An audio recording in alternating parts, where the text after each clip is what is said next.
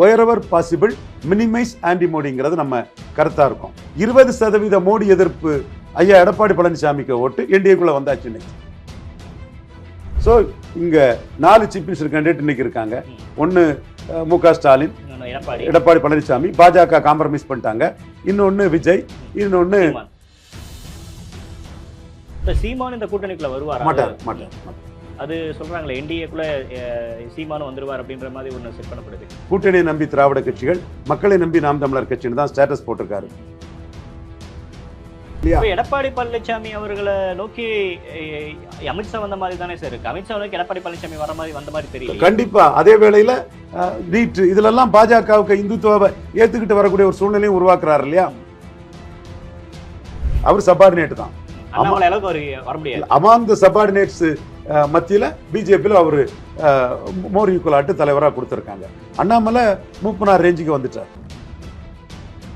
அண்ணாமலைக்கு MoS home உள்துறையில் ஒரு Rajesh pilot மாதிரி ஒரு முக்கிய பொறுப்பு, அல்லது ஒரு பவர்ஃபுல் ஸ்டேட்டுக்கு நேஷனல் செக்ரட்டரி, அதுதான் அவருக்கு. செங்கோட்டையனோட நிலைமை என்ன சார்? அவரு செங்கோட்டையனை பயன்படுத்தி தான் இவங்க எடப்பாடியை உள்ள கொண்டு வந்தாங்க.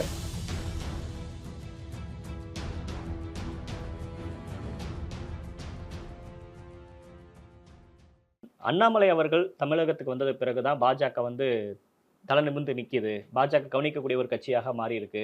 அதிமுகவோட பாஜக கூட்டணி போகுது அப்படின்னா அது தவறான ஒரு முடிவு அப்படின்னு தொடர்ந்து கருத்துக்களை சொல்லிட்டு இருந்தீங்க. இன்னைக்கு அன்புமணி அவர்களும் இன்னைக்கு அண்ணாமலை அவர்களும் மாற்றப்பட்டிருக்கிறார். அதிமுகவும் பாஜகவோட கூட்டணிக்கு போயிட்டாங்க. இதை எப்படி பார்க்குறாரு ரவீந்திர துரைசாமி? ஓகே, நம்ம ஃபைட் பண்ணோம், இன்னைக்கும் ஃபைட் பண்ணிட்டு தான் இருக்கிறோம். மோடிக்காக தான் நம்ம ஃபைட்டு. நாம ஒரு கருத்தை மோடிக்கு முன் வச்சோம். சிபிஎம் பொலிட் பியூரோவில் மேக்சிமைஸ் ஆன்டி மோடின்னு சொன்னாப்புல, உடனே நாம மினிமைஸ் ஆன்டி மோடின்னு ஒரு கருத்தை முன் வச்சோம். மினிமைஸ் ஆன்டி மோடியில் மாயாவதியை என்டிஏக்குள்ள கொண்டு வரணும், மாயாவதி கூட ஒரு நட்பை உருவாக்கணும். மினிமைஸ் ஆன்டி மோடியில் பிரகாஷ் அம்பேத்கர் கூட, காங்கிரஸால புறக்கணிக்கப்பட்ட மகாராஷ்டிரா பிரகாஷ் அம்பேத்கர் பேரும் கூட 3% 4% ஒரு இதை கொண்டு வைக்கணும்னு நாம சொல்றோம்.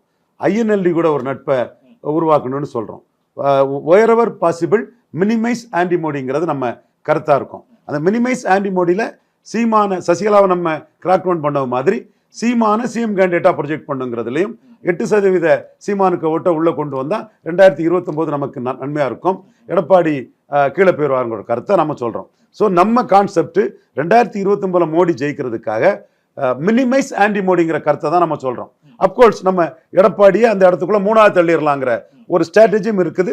அதையும் தான் நம்ம பிளேஸ் பண்றோம். அதுக்குள்ள ஆதாரங்களை சொல்றோம். 18/8 ப்ரொஜெக்ட் பண்ணுன்னா நிதிஷ்குமார் மாதிரி பிஜேபி பீகார்ல பண்ண மாதிரி சீமானை ப்ரொஜெக்ட் பண்ணா சீமான் பறையர், கிறிஸ்டின், முஸ்லீம் இவங்களோட ஆதரவு பெற்றவராக இருக்கிறாரு. அது நமக்கு பலன் அளிக்கும். எடப்பாடி 3ஆவது போயிடுவாரு. 3ஆவது போன எடப்பாடி 29 நம்ம கூட தான் தீர்ணுங்கிற ஸ்ட்ராட்டஜியை நான் கொடுக்குறேன். இந்த ஸ்ட்ராட்டஜியை நான் ஓப்பன் பண்ணிட்டேன். சீமான் ஒத்துக்காமலே அவர் ஏபிசிடி எதிர்ப்புன்னு சீமான் நிற்கும் போதே, இன்னைக்கு அவர் ஏபிசிடி எதிர்ப்பு தான் பேசுவார். நிற்கும் போதே நான் எப்படியும் சிஎம் கேண்டிடேட்னா ஒத்துக்குவாரு, சபார்டினேட்னா ஒத்துக்க மாட்டாருங்க நம்பிக்கையில் நான் மோடி கிட்ட பிரசன்ட் பண்ணிட்டேன். நான் சீமானை என்னால் பர்சியூட் பண்ண முடியுங்கிறதெல்லாம் என்னோட கருத்தா சொன்னேன். இன்னைக்கு அந்த விஷயம் மோடிக்கு நன்மையில முடிஞ்சிருக்குது. மினிமைஸ் ஆன்டி மோடிங்கிறதுல 20% மோடி எதிர்ப்பு ஐயா எடப்பாடி பழனிசாமிக்கு ஓட்டு என்டிஏக்குள்ள வந்தாச்சு இன்னைக்கு. ஆன்டி மோடியா 2024 எடப்பாடி பழனிசாமி தலைமையில பிஎம் கேண்டிடேட் இல்லாம அவர் எடுத்த அந்த வாக்குகள் இன்னைக்கு என்டிஏக்குள்ள வந்தாச்சு. அப்போ நம்ம நோக்கம் நிறைவேறுது. நம்ம நோக்கம் சீமான் மூலமா நிறைவேறணும்னு நினைக்கும் போது அது சீமான் மூலமா நிறைவேறிட்டுன்னா நாம 3ஆவது பேருமோங்கிற அச்சத்துல அவர் உள்ள வந்துட்டாரு. நான் பேசுனது உண்மை. அல்டிமேட்டா ரெண்டு ரிசல்ட் மினிமைஸ் ஆன்டி மோடியில 20% ஆன்டி மோடியை உள்ள கொண்டு வந்துட்டானா இல்லையா? மோடிக்காக நம்ம திங்க் பண்றோம், மோடிக்காக செயல்படுறோம். ஆனா பாஜக தமிழ்நாட்டுல ஃப்ரண்ட்ல நின்று ஆடணும், ஏடிஎம்கே இங்க கிரவுண்டே இருக்கக்கூடாது அப்படின்னு நம்ம தானே பேசணும். கண்டிப்பா அதுல உங்களோட கருத்து, உங்களோட ப்ரெடிக்ஷனை டெல்லி தலைமை ஏற்கல அல்லது அதை கவனிக்கலன்னு தானே அர்த்தம். அந்த ப்ரெடிக்ஷனோட bottom line minimise anti Modi தானே. நம்ம 8 கொண்டு ஆன்டி மோடி மினிமைஸ் பண்ணிட்டு 20-15 ஆகும், வேற வழி இல்லாம 29 வரும்னு தான் நம்ம நினைச்சோம். அப்போ சீமான ப்ரொஜெக்ட் பண்ணிட்டாங்கன்னா நம்ம கீழே போயிருவோங்கிறத அக்செப்ட் பண்ணி உள்ள வந்துட்டாரு.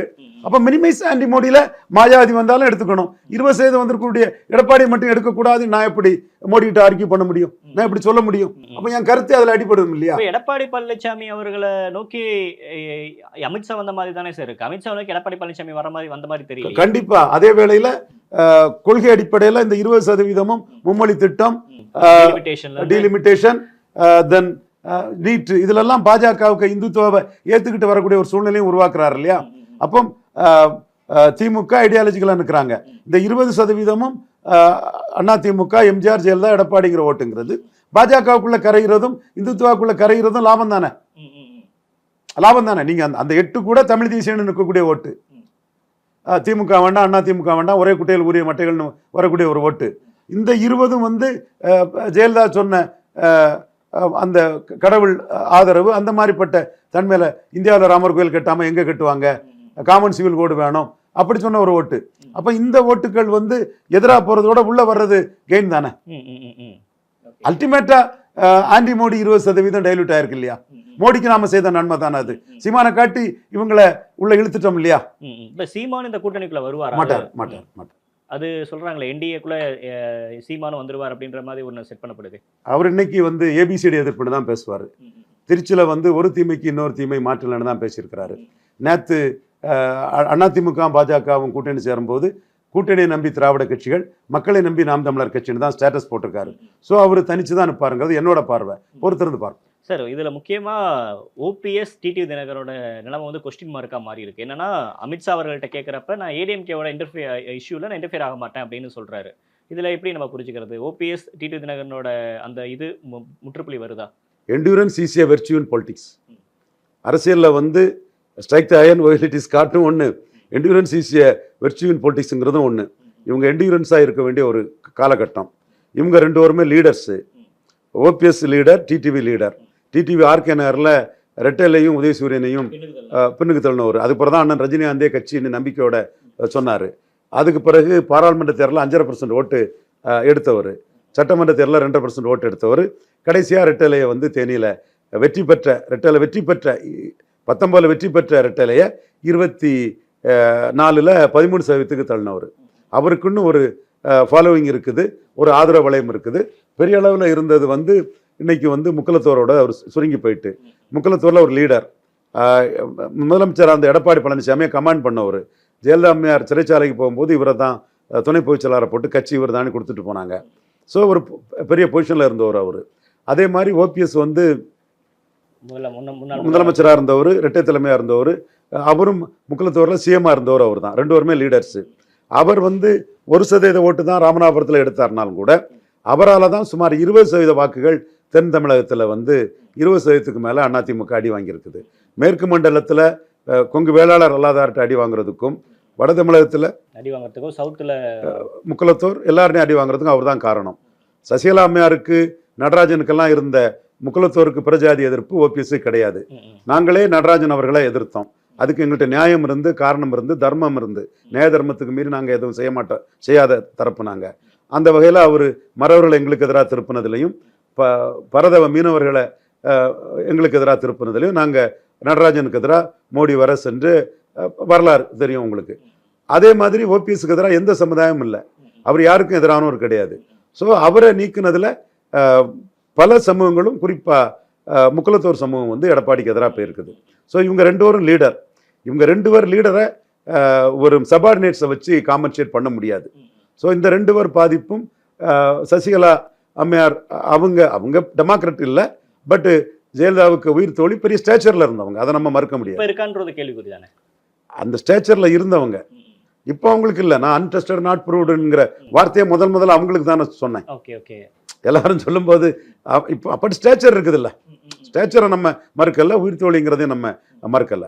So Sasikala issue, Dinakaran issue, top of the all OPS issue. OPS இஷ்யூங்கிறது முக்குலத்தூரையும் தாண்டி பிற ஜாதிகளும் அது தவறுன்னு ஃபீல் பண்ணுறாங்க. இந்த அடிப்படைக்குள்ளே அவங்க 2 பேருமே முக்கியமானவராக கருதுறாங்க. ஸோ அவங்களுக்கு ஒரு ரோல் இருக்கும். அந்த ரோல் எப்படி வருது, யாரால் வருதுங்கிறத நம்ம பொறுத்திருந்து பார்ப்போம். There is no last page in political calendar. ஓபிஎஸ்க்கு பொலிட்டிக்கல் கலண்டரில் லாஸ்ட் பேஜே கிடையாது. மந்திரி சபையிலிருந்து, முதலமைச்சர்லேருந்து எடுத்து விட்ட பிறகும் டக்குன்னு ஜெயலலிதா கன்வீட் ஆகுறாங்க, அவங்க முதலமைச்சராக உட்காடுறாங்க. ஸோ ஓபிஎஸ்க்கு ஒரு ஸ்டேச்சர் இருக்குது, ஒரு இமேஜ் இருக்குது, களத்துக்குள்ள இருக்கிறாரு. சீக்கிரம் ஓபிஎஸ் டெல்லி தலைமை கைவிட்ட மாட்டாங்கன்றீங்க. பொறுத்திருந்து பாருங்க. OPS, there is no last page in political calendar. ஓபிஎஸ்க்கு ஒரு எதிர்காலம் இருக்கு. ஒவ்வொருத்தரும் ஓபிஎஸ்க்கு ஒரு எதிர்காலம் இருக்கு. அது பொறுத்திருந்து பாருங்க. அதிமுக இல்ல அது நீங்க அரசியல்ல யாருக்கு என்ன ரூபத்துல வரும்னு நம்ம சொல்ல முடியாது. எஸ்டிஎஸ் வந்து எம்ஜிஆர் நீக்கி எஸ்டிஎஸ் டெபாசிட் எல்லாம் இழந்து போன பிறகு மீண்டும் அதே எஸ்டிஎஸ் வந்து ஜெயலலிதா நம்பர் 2 வந்து இருந்தாரு. நரசிம்மராவுக்கு வந்து அரசியலே கிடையாதுன்னு ராஜீவ்காந்தி ரிட்டையர்மெண்ட் கொடுத்த பிறகு வெரி அசெப்டிவ் பிரைம் மினிஸ்டர் வந்திருந்தாரு. கட்சி தலைவராட்டும் ஆட்சி தலைவராட்டும் இருந்து சோனியா காந்திக்கே தண்ணி காட்டிட்டு இருந்தாரு. So there is no last page in political calendar. ஓபிஎஸ்க்கும் கடைசி பக்கம் கிடையாது. என்டியூரன்ஸ்னா இருந்து அவர் இருக்க வேண்டிய சூழல் இருக்குது. அவருக்கு ஒரு நல்ல ஒரு வாய்ப்பு அரசியல் களத்துக்குள்ள வரும். பொறுத்திருந்து அதை பார்க்கலாம். நயினா நாகேந்திரனுக்கு சவால் என்ன சார்? அண்ணாமலை இடத்துல நிரப்பிடுவாரா? அண்ணாமலை லீடர் மூப்பனார் மாதிரி இருக்கிறார். நயினார் நாயந்தன் ஒரு பிரசிடென்ட். முக்குலத்தோர் சமுதாயம் பிஜேபிக்குள்ள உள்ள வர்றது அவரால் நிச்சயமா நடக்கும். ஏன்னா அவர் வந்து அதிமுக அமைச்சராக இருந்து வந்திருக்கவர். ராமநாதபுரத்தில் 30% வாக்குக்கு மேலே நிரூபித்து காட்டினவர். திருநெல்வேலியில் 30% வாக்குக்கு மேலே நிரூபித்து காட்டினவர். திருநெல்வேலியில் எம்எல்ஏ இருக்கிறவர். ஒரு சாஃப்டான ஆள். ஸோ அவருக்குள்ள அந்த இமேஜ் மற்ற பாஜக தலைவர்கள் பாஜகவுக்கு கான்ட்ரிபியூட் பண்ணுறதை விட அவரால் அதிகம் கான்ட்ரிபியூட் பண்ண முடியுங்கிற ஒரு சூழ்நிலை இருக்குது. So he's a plus for BJP. But அவர் லீடராக இருக்கக்கூடிய தினகரனுக்கும் லீடராக இருக்கக்கூடிய ஓபிஎஸ்க்கும் அவர் சப்ஸ்டிடியூட்டோ அல்லது ஆல்டர்னேட்டிவ்னா தேர் இஸ் நாட் ட்ரூ. அவர் சபார்டினேட் தான். அமாங் த சபார்டினேட்ஸ் மத்தியில் பிஜேபியில் அவர் மோர் ஈக்குவலாட்டு தலைவராக கொடுத்துருக்காங்க. அண்ணாமலை மூப்பனார் ரேஞ்சுக்கு வந்துட்டார். காங்கிரஸில் மூப்பனார் இருக்கிற ரேஞ்சுக்கு தொண்டர்கள் ஆதரவில் அண்ணாமலை வந்துட்டார். ஸோ அண்ணாமலை தமிழக பாஜகவில் தவிர்க்க முடியாத ஒரு சக்தி. இப்போ நீங்க அதை ஏற்கிறீங்களா? இப்பவும் தவிர்க்க முடியாத சக்தி தான். அவரை தூக்கி இருக்க கூடாது சார். தூக்கி இருக்குங்கிறது 20% இது உள்ள வருது. அவர் 8% சீமானை தான் அவரால் உள்ள கொண்டு வர முடியும். 20% நயினார் கொண்டு வராரு. எடப்பாடி 20% வருது. 8 பெருசா 20 பெருசான்னா 20 தான் பெருசு. அண்ணாமலை 8% சீமானை தானே கொண்டு வந்துட முடியும். அது சீமான் கமிட் பண்ணல. அவர் ஏபிசிடி எதிர்ப்புன்னு இருக்கிறாரு எல்லா இடமும். இவர் கமிட் பண்ணி வந்துட்டாரு. அப்போ 20 பெருசா 8 பெருசான்னு சொல்லும்போது 20 பெருசுங்கிறதுல அண்ணாமலை வந்து கூட்டணிக்காக அவர் விலக வேண்டியதாக. தேசிய பொதுக்குழு உறுப்பினராக அண்ணாமலை அவர்களுக்கு பொறுப்பு கொடுத்திருக்காங்க. அதுல தமிழிசை, எல் முருகன், வானதி சீனிவாசன் உள்ளிட்ட இது அண்ணாமலையை பொறுத்தவரை இது ஒரு சிறிய பொறுப்பு தான். என்னை பொறுத்தவரை சசிகலா புஷ்பா அந்த பொறுப்புக்கு வந்தது மகிழ்ச்சி.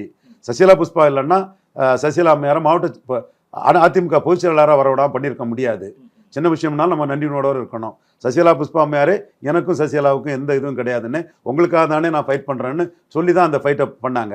அவங்க சொன்ன பல விஷயங்களை வச்சு தான் நாம் வந்து ஜெயலலிதா மெம்பர்ஷிப் கார்டு சசிகலா கொடுக்கலங்கிறது தெரிஞ்சு அது ஹோம் மினிஸ்டர்கிட்ட, சிபிஐயில், எலெக்ஷன் கமிஷனில் எல்லா இடமும் சசிகலா அம்மையார் வந்து சசிகலா புஷ்பா அம்மையார் வந்து கம்ப்ளைண்ட் கொடுக்க முடிஞ்சது. ஸோ இது ஒரு சின்ன போஸ்ட்டு தான். சசிகலா புஷ்பாவுக்கு அந்த போஸ்ட்டு கிடைச்சது நமக்கு ஒரு மகிழ்ச்சி தான். ஏன்னா அந்த அளவுக்கு அவங்க இல்லைன்னா சசிகலா இன்னைக்கு போச்சு. அண்ணாமலைக்கு இது போதுமா? அண்ணாமலைக்கு இது சாதாரண போஸ்ட்டு, அது மேட்டரே இல்லை. அண்ணாமலைக்கு எம்ஓஎஸ் ஹோம் உள்துறையில் ஒரு ராஜேஷ் பைலட் மாதிரி ஒரு முக்கிய பொறுப்பு, அல்லது ஒரு பவர்ஃபுல் ஸ்டேட்டுக்கு நேஷனல் செக்ரட்டரி, அதுதான் அவருக்கு. பட் அவர் தமிழ்நாட்டை ஒரு 10 ஆண்டுகளுக்குள்ள பாஜக ஆட்சி கொண்டு வரணும், அதில் சிஎம் ஆகணும்னு அவர் தன்னோட காய்களை நிறுத்திட்டு டெல்லிக்கு போனாலும் அவர் இதை பற்றி இங்கே தமிழ்நாட்டை பற்றி தான் யோசிப்பார். கண்டிப்பாக தமிழ்நாட்டுக்குள்ள அவர் 40 வயசு தானே ஆகுது. 40 வயசுல ஒரு பெரிய லீடர் இமேஜில் வந்துட்டாரு. ஸோ அவர் கெப்பாசிட்டி உள்ள ஆள். அந்த ப்ரெஸ் மீட்லேயே பார்த்தீங்களா நீங்கள், அமித்ஷா நயினார் ஹீஸ் ஃபுல் ப்ளூமில் இருந்தார். தலைவர் பதவி மகிழ்ச்சியில் இருந்தார். அது ஒரு முகத்திலே தெரிஞ்சது, இயல்பு அது.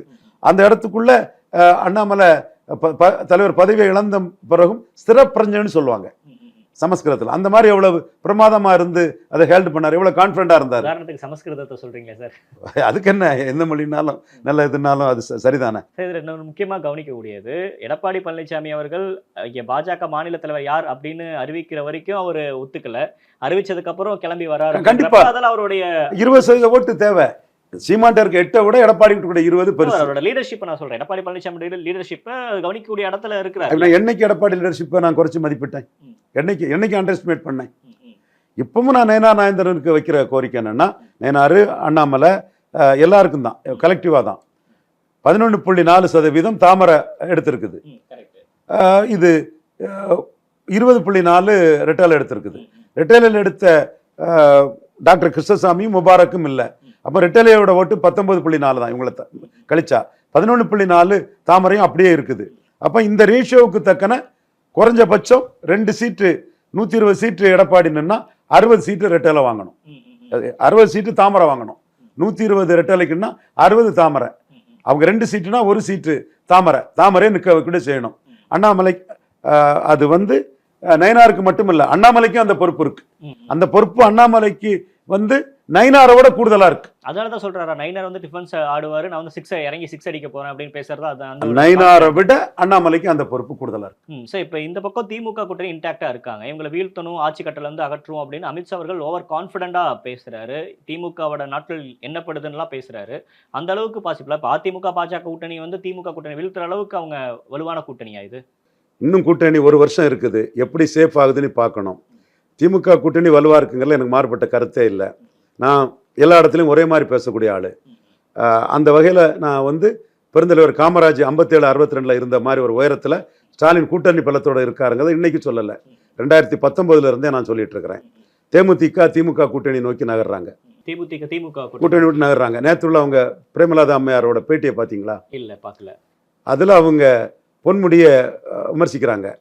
நான் பொன்முடியை அமைச்சரவையிலேருந்து எடுக்கணுங்கிற கருத்தை நான் சொல்கிறேன், இந்துக்கள் உணர்வை மதிச்சு. அது ஸ்டாலினுக்கு தன்னோட லிப்டுக்கு காரணமாக இருந்தவருங்கிற அந்த கிராட்டிடியூடு இருக்கலாம், கட்சிக்குள்ளேருந்து எடுத்துட்டாரு. ஆனால் பிரேமலதா அம்மையார் அன்னைக்கு என்ன சொல்கிறாங்க, அந்த இஷ்யூவை கண்டம் பண்ணிட்டு ஸ்டாலினுக்கு நடவடிக்கையே போடுறாங்க, துணிச்சல் நடவடிக்கைன்றாங்களா? எஸ், பட்ஜெட்டை பாராட்டுறாங்க. ஆமாம், சட்டம் ஒழுங்கு பிரச்சனை ஸ்டாலின் எடுத்த நடவடிக்கை, மாநில உரிமைகளுக்கு ஒன்றாக நிப்போன்னு சொல்றாங்க. So she has open DMK option. அதுக்கும் பல காரணங்கள் இருக்கு, அது அடுத்த இதுகளில் சொல்கிறேன். பட் நாம வந்து 20% ஆன்டி மோடியை நியூட்ரலைஸ் பண்ணி உள்ள வந்ததுல we are happy. இப்போ செங்கோட்டையனோட நிலைமை என்ன சார்? அவரு செங்கோட்டையனை பயன்படுத்தி தான் இவங்க எடப்பாடியை உள்ள கொண்டு வந்தாங்க. சீமான சிஎம் கேண்டிடேட்டா ப்ரொஜெக்ட் பண்ணிடுவாங்கங்கிற என்னோட இது சசிகலா விஷயத்தில் அவன் சக்சீட் பண்ண மாதிரி இதுலேயும் சக்சீட் பண்ணிடுவானோ, அப்போ நம்ம 3வது பேருமாங்கிற ஒரு அச்சம் எடப்பாடிக்கு இருந்து சிபிஎம்மோட மேக்சிமைஸ் ஆன்டிமோடிங்கிறதுல நம்ம கொடுத்தது தான் மினிமைஸ் ஆன்டிமோடிங்கிறது. அதில் மினிமைஸ் ஆன்டிமோடிக்காக 20 உள்ள வந்தது வெல்கமிங் மூவ். செங்கோட்டையனை அவங்க வந்து எடப்பாடி உள்ள கொண்டு வரதுக்கு பயன்படுத்திக்கிட்டாங்க. மற்றபடி பொறுத்திருந்து தான் பார்க்கணும் என்ன நடக்குது. இப்போ இந்த கூட்டணி டிஎம்கே டஃப் ஃபைட் கொடுப்பாங்களா சார்? இந்த கூட்டணி இப்போ 30% அரித்மெட்டிக் ஸ்ட்ரென்த்தில் இருக்குது. 42 இருந்து 42 கிட்ட வந்தால் தானே ஆட்சி மாற்றம் அளவுக்கு வர முடியும். இல்லை, நான் சொல்லிட்டேன், நான் 1 இயர் இருக்குதுன்னு தானே சொன்னேன். இப்போ இவங்க 30% அரித்மெட்டிக் ஸ்ட்ரென்த்தில் இருக்கிறாங்க. ஏன்னா 2021ங்கிறது வேற. 21 முடிஞ்சதுமே அன்புமணி எங்களால ஜெயிச்சிங்க, எங்களால ஜெயித்தீங்க, 36 ஏமாத்திட்டீங்க, எங்களுக்கு எதுவும் இல்லை, 10.5 இல்லை, உங்களால் நாங்கள் ஜெயிக்கவும் இல்லைன்னு அவர் சொன்னார். கிராமப்புற உள்ளாட்சியில் தனிச்சு நின்னார், நகர்ப்புற உள்ளாட்சியில் தனிச்சு நின்னார். ராமதாஸ் மாறி கூட்டணி போய் போடக்கூடிய ஒரு திமுக கூட்டணியில் போய் சேர்ந்துட்டாருனாரு. ஈரோடு கிழக்கில் அவங்க திமுகவுக்கு இன்டைரக்ட் ஆதரவு கொடுத்தாங்க. இப்போ அவங்க என்ன கூட்டணிக்குள்ள வரல, அவங்க என்ன முடிவு எடுக்க போறாங்கன்னு பார்க்கணும். எடுத்தாலும் அது 5 ஆண்டுகளுக்குள்ள பற்பல முட்டல் முதல் இவங்களுக்குள்ளே நடந்திருக்குது. பாஜக 2019 இருந்த கூட்டணி அப்படியே 21 தொடர்ந்துச்சு. ஆனா 21 இருந்த கூட்டணி நகர்ப்புற உள்ளாட்சியில பிரியுது. 2% தான் தர முடியும்னு ஐயா எடப்பாடி சொல்றாரு, 5% எடுக்கிறார் அண்ணாமலை. சீமான் வரமாட்டாரு, அண்ணாமலை தான் 3வது வருவாரு. நான் கணிச்சு கரெக்டா சொன்னேன், சீமான் என் தம்பிக்கிறதுக்காக தவறா நான் எதையும் கணிச்சு சொல்ல மாட்டேன்.